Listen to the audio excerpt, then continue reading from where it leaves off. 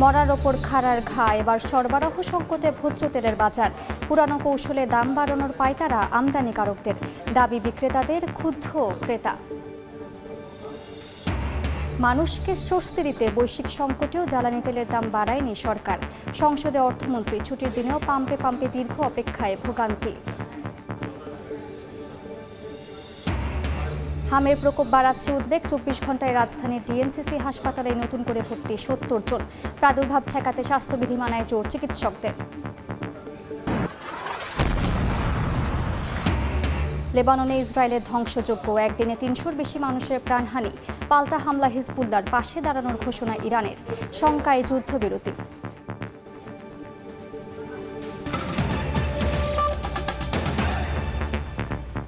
সময় সংবাদের সঙ্গে আছে আমি মালিহা সুহরওয়ার্দী। জ্বালানি তেলের সংকটের মধ্যে এবার রাজধানীর বাজারে ভোজ্য তেলের সরবরাহ সংকট তৈরি হয়েছে। পুরানো কৌশলে দাম বাড়ানোর পায়তারা করছেন আমদানিকারকরা, এমন দাবি বিক্রেতাদের। সবশেষ খবর জানাতে এই মুহূর্তে রাজধানীর কারওয়ান বাজারে আছেন সহকর্মী অন্তরা সেন। সরাসরি যাচ্ছি তার কাছে। বাজার পরিস্থিতি থাকবে স্বাভাবিক, এমন প্রত্যাশা প্রত্যেক বিক্রেতা ক্রেতা উভয়েরই থাকলেও কিন্তু বাজারে আসার পরে দাম বৃদ্ধির চাপে ক্রেতার হিসেব নিকেশ কিছুটা গরমিল হয়ে যায়। যেমনটা আজ বাজারে এসে ভোজ্য তেলের সংকটে ক্রেতার হিসেব নিকেশ যেমন গরমিল হয়ে যাচ্ছে। আমি এই মুহূর্তে আছি রাজধানীর কারওয়ান বাজারে। এখানে বিভিন্ন মুদি দোকান ঘুরে যেটি দেখতে পেয়েছি আমরা, সেটি হচ্ছে ভোজ্য তেলের সংকট, অর্থাৎ সয়াবিন তেলের সংকট।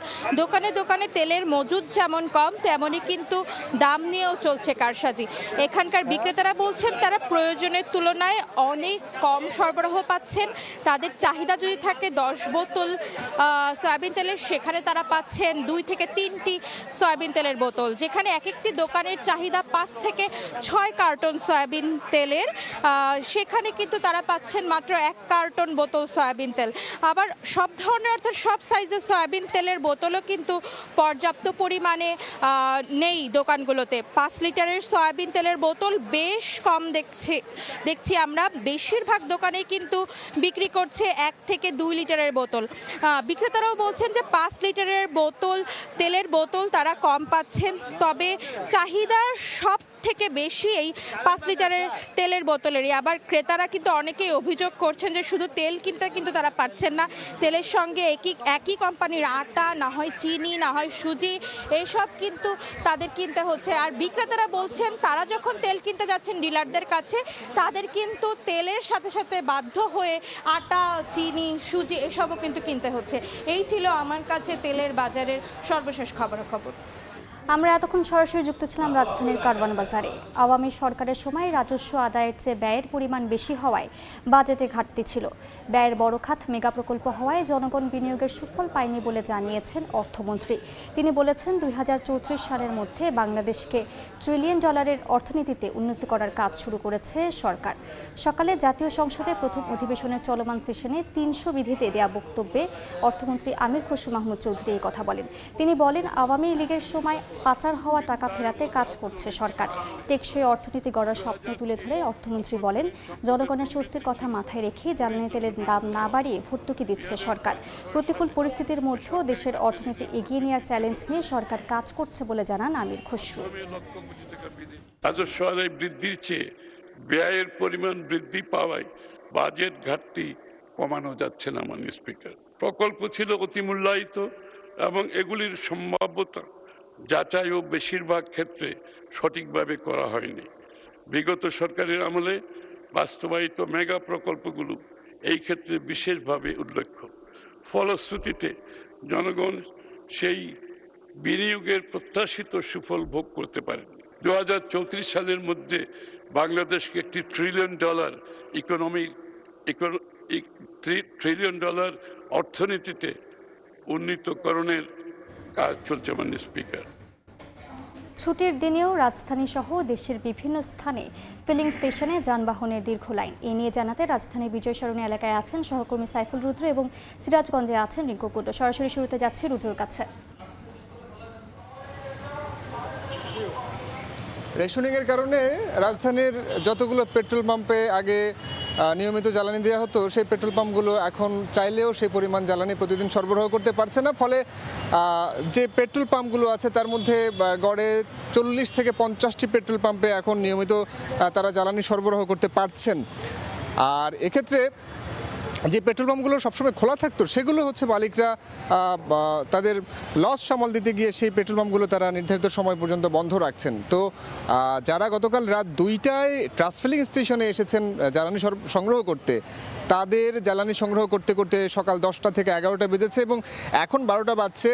যারা ভোর 5টা এবং 6টার দিকে এসেছেন জ্বালানি নিতে, তারা এই মুহূর্তে এসে একেবারে এই জ্বালানি ফুয়েল পয়েন্টের কাছাকাছি আসতে পেরেছেন।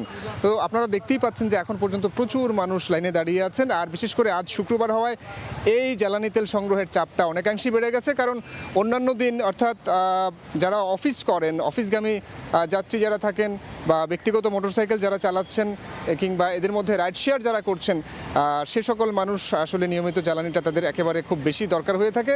তো অফিসগামী যাত্রীরা একবার জ্বালানি নিলে তারা হচ্ছে 5 থেকে 7 দিন চলতে পারেন, পুরো সপ্তাহ তাদের চলে যায়। আর সেক্ষেত্রে এখন যারা এখানে একেবারে খুব বেশি জ্বালানি দরকার তারা আসছেন এবং এর মধ্যে সবচেয়ে বেশি এই জ্বালানিগুলো সংগ্রহ করছেন যারা রাইড শেয়ার করছেন। আরেকটি বিষয় জানিয়ে রাখি যে রেশনিংয়ের পদ্ধতি এবং তেল সরবরাহ সঠিকভাবে হচ্ছে কিনা, একজন গ্রাহক কতটুকু পরিমাণ তেল নিচ্ছেন, কেউ বেশি নিচ্ছেন কিনা, অনেকের টেন্ডেন্সি থাকে বা অনেকে অভিযোগ করছেন যে বেশি তেল সংগ্রহ করছেন। তো সেই বিষয়টি মনিটরিংয়ের জন্য অ্যাপস চালু করছে সরকার এবং ফুয়েল পাস বিডি নামে এই অ্যাপসটি দিয়ে তারা মনিটরিং করার চেষ্টা করবেন যে একজন গ্রাহক আসলে কতটুকু পরিমাণ তেল নিচ্ছেন। প্রতি সপ্তাহে একটা নির্ধারিত পরিমাণের তেল তাদেরকে সরবরাহ করা হবে। কী পরিমাণ সরবরাহ করা হবে সেই বিষয়টি এখনও পর্যন্ত বিপিসির কাছ থেকে নির্ধারিত করা না হলেও আমরা এখানে যিনি দায়িত্বরত ম্যানেজার আছেন তার সঙ্গে কথা বলছিলাম, মেজর তৌহিদ, তিনি আমাদেরকে জানিয়েছিলেন যে তারা চেষ্টা করছেন যেন খুব সুসংহতভাবে এবং খুব সারিবদ্ধভাবে এবং একটা নিয়মতান্ত্রিক উপায়ে তেলগুলো সরবরাহ করা যায়। সেই চেষ্টা সেই লক্ষ্যে বিপিসি এই অ্যাপসটি চালু করছেন এবং তারা পরীক্ষামূলক একটা ট্রায়ালও এখানে করছেন। সেখানে বেশ কিছু সাড়াও পাওয়া গেছে। তো এই ছিল আমার কাছে রাজধানীর জ্বালানি তেল সরবরাহের সবশেষ তথ্য। আমরা এখন চলে যাব আমাদের আরেক সহকর্মীর কাছে, সিরাজগঞ্জে আছেন আমাদের রিঙ্কু কুণ্ডু। তো রিঙ্কু,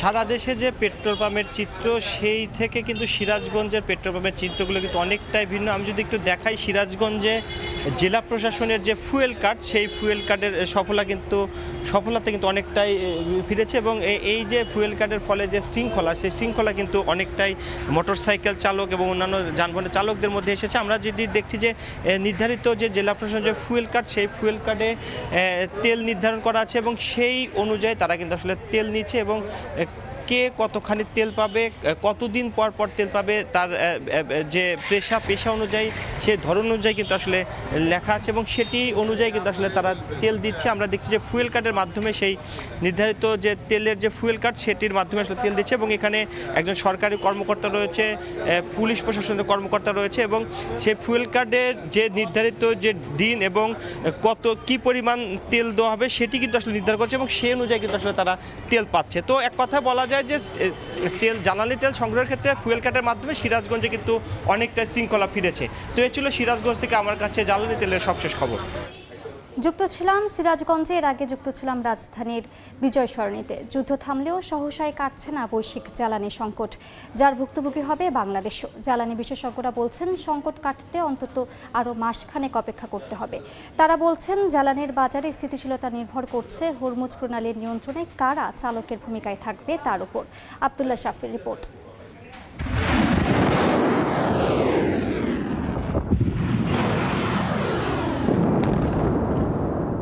ইরান ইসরায়েল সংঘাত থামলেও বৈশ্বিক জ্বালানি তেলের সংকট সহসায় কাটছে না। 40 দিনের এই যুদ্ধে থেমে গিয়েছিল বিশ্বের 20 ভাগ জ্বালানি পরিবহনের রুট হরমুজ প্রণালী। তাই এই যুদ্ধে শুধু রক্তই ঝরেনি, দিনের পর দিন জাহাজ আটকে থাকায় রক্তক্ষরণ হয়েছে বিভিন্ন দেশের অর্থনীতির। যুদ্ধের অজুহাতে হঠাৎ করে বাংলাদেশেও বেড়ে যায় জ্বালানি তেলের হাহাকার। ডিপো আর পাম্প মালিকদের পাল্টাপাল্টি অভিযোগের মাঝে অপেক্ষা শেষ হয় না সাধারণ মানুষের। গুড প্লেয়ার না।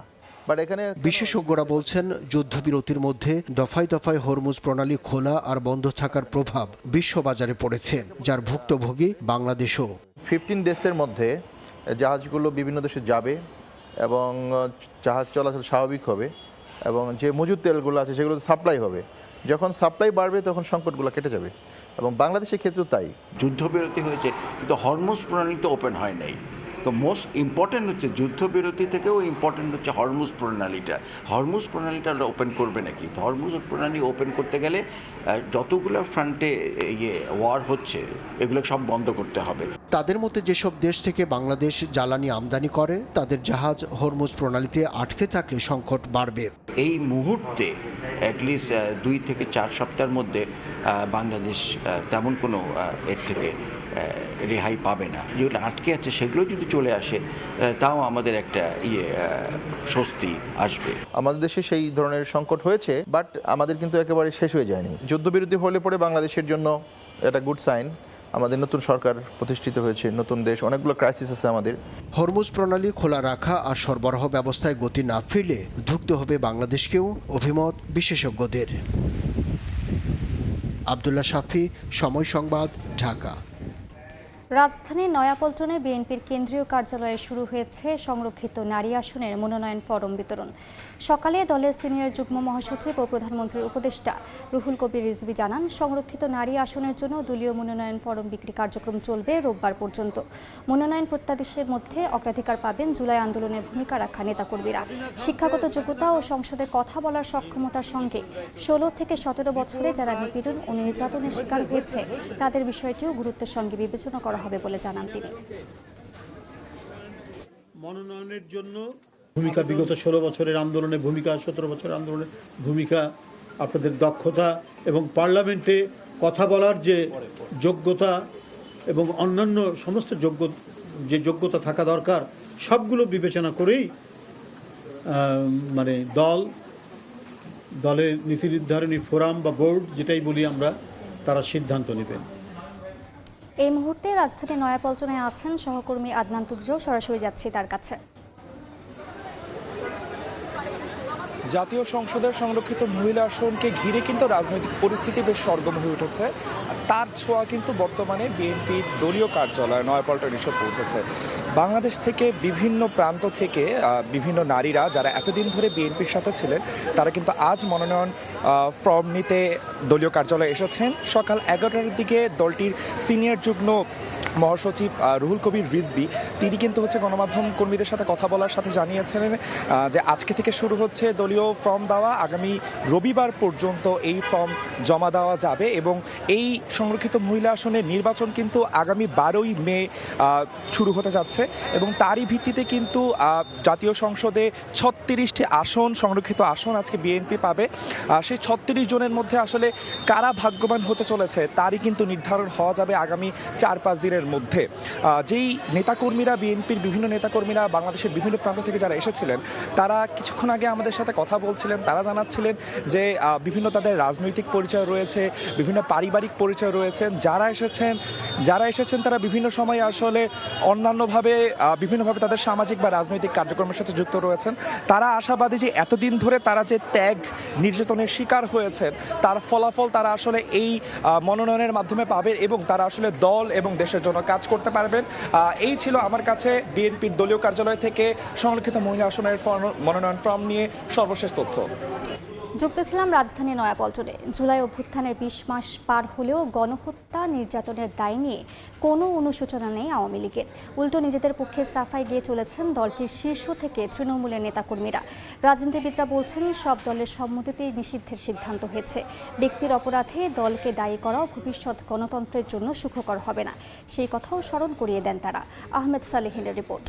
পরবর্তী সরকার দায়িত্ব নেয়ার 10 মাস পর আওয়ামী লীগ ও তার অঙ্গ সহযোগী সংগঠনের সকল কার্যক্রম নিষিদ্ধ করে প্রজ্ঞাপন জারি করা হয়। একই সময়ে নির্বাচন কমিশনও স্থগিত করে আওয়ামী লীগের নিবন্ধন। সন্ত্রাস বিরোধী আইন এরই ধারাবাহিকতায় বিএনপি সরকারের প্রথম অধিবেশনে সন্ত্রাস বিরোধী অধ্যাদেশ সংশোধনী আকারে সন্ত্রাস বিরোধী বিল 2026 জাতীয় সংসদে পাশ হয়।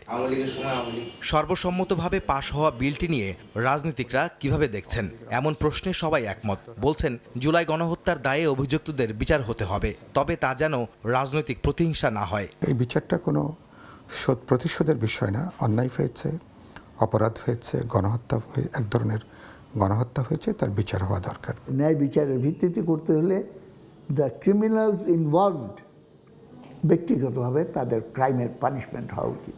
এইখানে কোনো বাদ বিচারের ব্যাপার নেই। সরকার যে বিল পাশ করেছে তা স্বপ্রণোদিত হয়ে নয়, বরং অন্তর্বর্তী সরকারের অধ্যাদেশ সংসদে সর্বসম্মতিতে পাশ হয়েছে বলেও মত দেন রাজনীতিকরা। আওয়ামী লীগের প্রশ্নে বিএনপি নিজেরা স্বতঃপ্রণোদিত হয়ে নতুন কোনো প্রস্তাব হাজির করেনি। যে অধ্যাদেশ ছিল বিএনপি সেটাকে তারা পার্লামেন্টে একটা আইনি তারা একটা কাঠামো দিয়েছে, এবং এটা না হলে বিএনপিকে এখনই বড় ধরনের প্রশ্নবিদ্ধ হতে হতো। সরকার কি করবে, পার্লামেন্ট থেকে কি করবে, আমার ধারণা জনগণ আওয়ামী লীগকে তার সামগ্রিক কার্যকলাপের ভিত্তিতে পরিচালনা করবে। জনগণের উপরে বিশ্বাস রাখতে হবে। গণহত্যার দায়ে আওয়ামী লীগের অনুশোচনা না হওয়ায় বিরূপ প্রতিক্রিয়া আছে রাজনৈতিক নেতাদের মধ্যে। তারা মনে করেন রাজনীতিতে ফিরতে হলে আওয়ামী লীগকে তাদের অবস্থান জনগণকে জানাতে হবে। তারা কিভাবে দায় নিচ্ছেন এত বড় হত্যাকাণ্ডের, হঠাৎ করে তারা আবার কাজকর্ম শুরু করবেন, বাংলাদেশে এরকম কোনো বাস্তবতা নাই। তারা কি বলতে চান দেশবাসীর কাছে, তারা কি ডেলিভার করতে চান, সে কথা আওয়ামী লীগকে স্পষ্ট করে তাদেরকে বলা দরকার। আপনার কিভাবে বলেন যে তারা বলবে না যে আমরা দুঃখিত, কিংবা কিভাবে বলেন যে তারা বলবে যে আমরা দুঃখিত? একটা দলকে সুযোগ দেওয়া উচিত, তার সমস্ত র্যাঙ্ক অ্যান্ড ফাইল একত্রিত হয়ে তারা বলুক যে আমরা আওয়ামী লীগের এই পদস্থলনকে সমর্থন করি এবং সেই অনুযায়ী আমরা পুনর্বাসিত হতে চাই। ব্যক্তি বা গোষ্ঠীর অপরাধের দায় দল নিষিদ্ধের সংস্কৃতি ভবিষ্যতে দেশের গণতন্ত্রের জন্য ভালো কিছু বয়ে আনবে না বলেও মন্তব্য করেন রাজনীতিবিদরা। দুই একটা ব্যতিক্রমের বাইরে সাধারণভাবে এদের নিষিদ্ধ করার তৎপরতা আখেরে এটা বুমেরাং হয়েছে। আহমেদ সালেহিন, সময় সংবাদ, ঢাকা। সারা দেশে কমছে না হামের প্রাদুর্ভাব, হাসপাতালগুলোতে বাড়ছে শিশু রোগীর সংখ্যা। এই মুহূর্তে রাজধানীর মহাখালী ডিএনসিসি হাসপাতালে আছেন শাহিন আলম, সরাসরি যাচ্ছি তার কাছে। সময়ের সঙ্গে পাল্লা দিয়ে বাড়ছে হাম আক্রান্ত রোগীর সংখ্যা।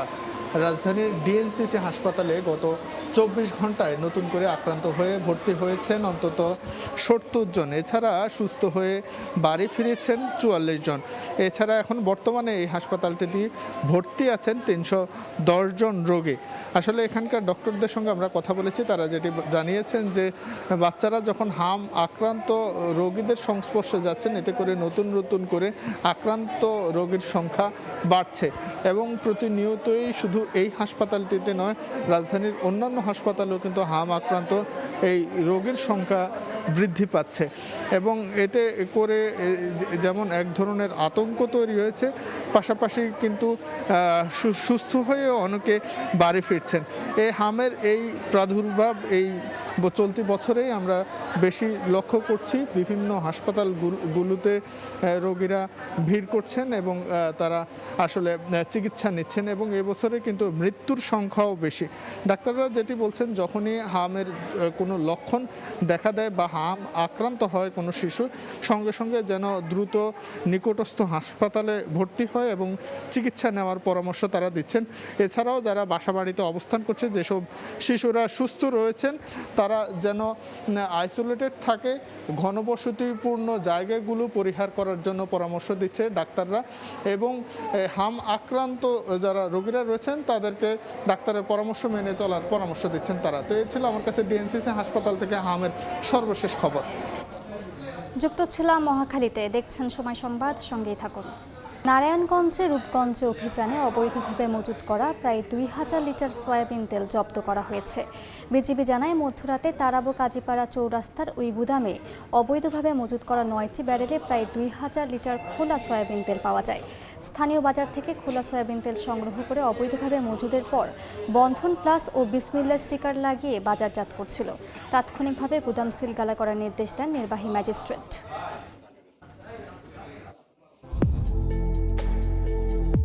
Thai Aluminium. The better is now the best. সময় সংবাদে আরও থাকছে। বাংলাদেশ ফুটবল লিগে আজ কুমিল্লায় মর্যাদার লড়াই, মুখোমুখি হবে দুই চির প্রতিদ্বন্দ্বী আবাহনী মোহামেডান। শিরোপারে টিকে রাখতে জয়ের বিকল্প নেই আকাশী নীলদের। এবার বাণিজ্যের সংবাদ।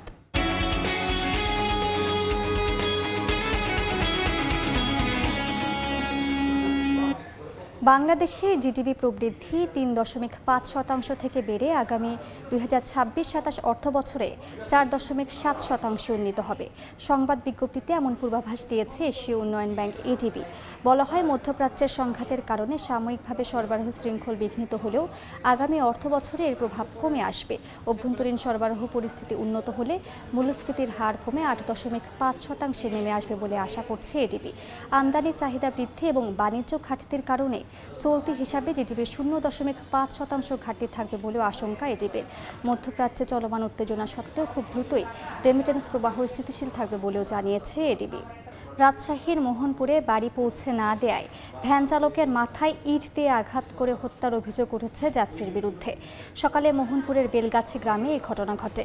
পুলিশ জানায়, বেলগাছি গ্রামের মজিবুর রহমান একই এলাকার ব্যাটারি চালিত ভ্যান চালক আলমগীর মণ্ডলকে তার বাড়িতে পৌঁছে দিতে বলেন। ভ্যান চালক রাজি না হলে কথা কাটাকাটি হয়। এক পর্যায়ে মজিবুর রহমান ইট দিয়ে আলমগীরের মাথায় আঘাত করেন।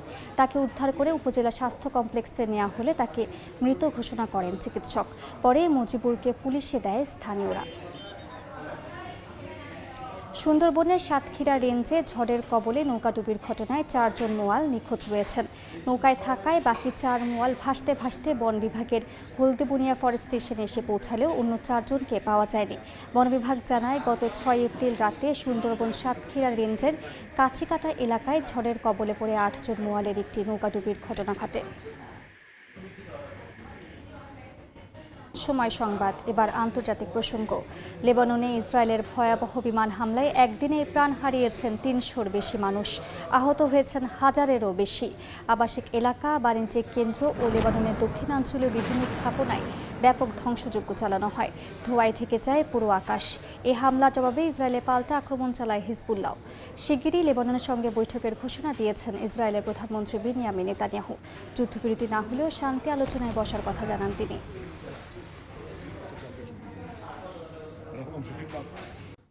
দেখছেন সময় সংবাদ, এবার খেলার খবর। বাংলাদেশ ফুটবল লিগে আজ 2 চিরপ্রতিদ্বন্দ্বী আবাহনী মোহামেডানের লড়াই। কুমিল্লার ধীরেন্দ্রনাথ দত্ত স্টেডিয়ামে ম্যাচ শুরু বিকেল 3:30টায়। চলতি মৌসুমে লিগে এটি 2 দলের দ্বিতীয় সাক্ষাৎ। প্রথম দেখায় রোমাঞ্চকর ম্যাচ উপভোগ করেন দর্শকরা। 5 গোলের সেই ম্যাচটিতে 3-2 ব্যবধানে জয় তুলে নিয়েছিল সাদা কালোরা। আবাহনীর সামনে সেই হারের প্রতিশোধ নেওয়ার সুযোগ। এখনও শিরোপার রেসে টিকে থাকা আকাশী নীলরা। 11 ম্যাচে 5 জয়, 2 হার ও 4 ড্রয়ে 19 পয়েন্ট নিয়ে তারা আছে টেবিলের 3 নম্বরে। মোহামেডানকে হারালেই ফোর্টিস এফসিকে টপকে 2-এ চলে যাবে আবাহনী। অন্যদিকে লিগ টেবিলে বেশ পিছিয়ে বর্তমান চ্যাম্পিয়নরা। 11 রাউন্ড শেষে মোহামেডানের সংগ্রহ 11 পয়েন্ট।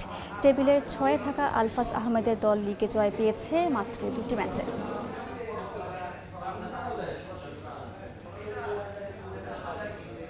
সময় সংবাদের শীর্ষ সংবাদগুলো জানিয়ে দিচ্ছি আরেকবার। মরার ওপর খাড়ার ঘা, এবার সরবরাহ সংকটে ভোজ্য তেলের বাজার। পুরানো কৌশলে দাম বাড়ানোর পায়তারা আমদানিকারকদের, দাবি বিক্রেতাদের ক্ষুব্ধ ক্রেতা। মানুষকে স্বস্তি দিতে বৈশ্বিক সংকটেও জ্বালানি তেলের দাম বাড়ায়নি সরকার। সংসদে অর্থমন্ত্রী, ছুটির দিনেও পাম্পে পাম্পে দীর্ঘ অপেক্ষায় ভোগান্তি। এবং হামের প্রকোপ বাড়াচ্ছে উদ্বেগ। 24 ঘন্টায় রাজধানী ডিএনসিসি হাসপাতালে নতুন করে ভর্তি 70 জন। প্রাদুর্ভাব ঠেকাতে স্বাস্থ্যবিধি মানায় জোর চিকিৎসকদের।